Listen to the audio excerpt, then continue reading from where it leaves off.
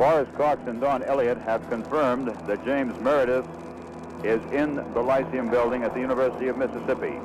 Forrest Cox and Don Elliott just reported by shortwave communications that Meredith came out of the back of the Lyceum building and came around to the front and then went into the building again.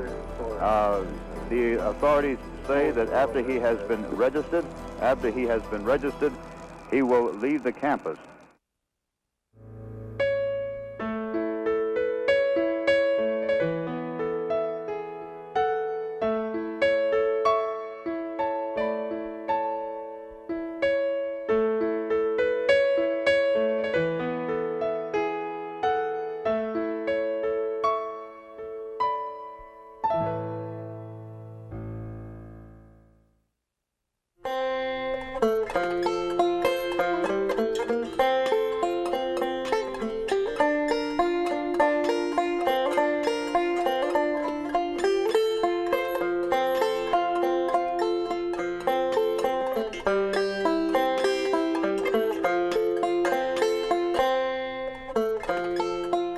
In the first half of the 20th century, Mississippi, like most of the South, was strictly segregated.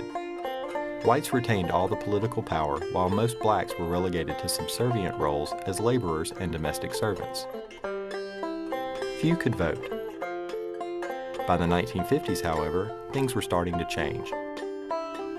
President Harry Truman had integrated the armed forces in 1948, and the U.S. Supreme Court had ruled in 1954 that segregation in the public schools was unconstitutional. The civil rights movement was growing throughout the country. Nowhere was it more important than in the state of Mississippi.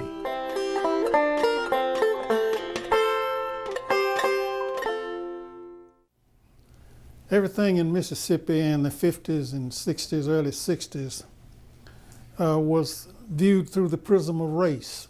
There were no public issues that did not involve attitudes on race, and particularly a commitment to maintain segregation at all costs. I was a member of the football team. I think that Ole Miss represented the state of Mississippi.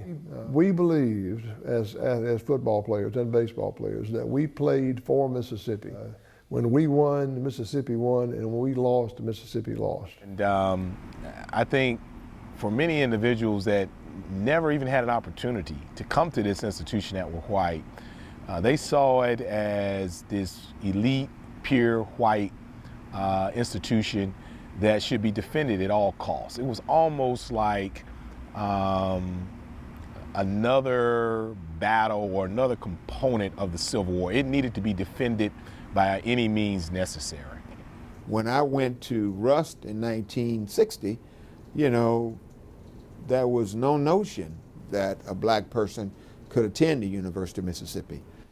Actually, a number of blacks had applied for admission at the University of Mississippi in the 40s and 50s. Their applications were routinely rejected. Then came James Meredith.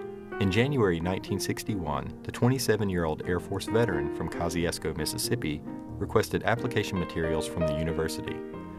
When he mailed in the forms, he announced, "I am not a white applicant. I am an American Mississippi Negro citizen." Registrar Robert Ellis wrote back that this application was no longer being considered.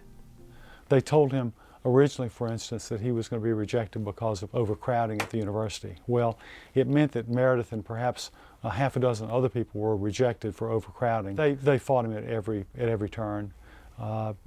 Finally, he had to sue to gain admission, went into federal court with the help of the NAACP.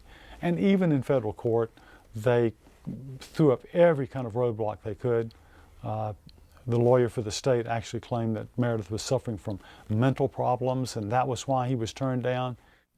On September 13, 64-year-old Governor Ross Barnett went on statewide television to rally the forces opposed to the integration of the university.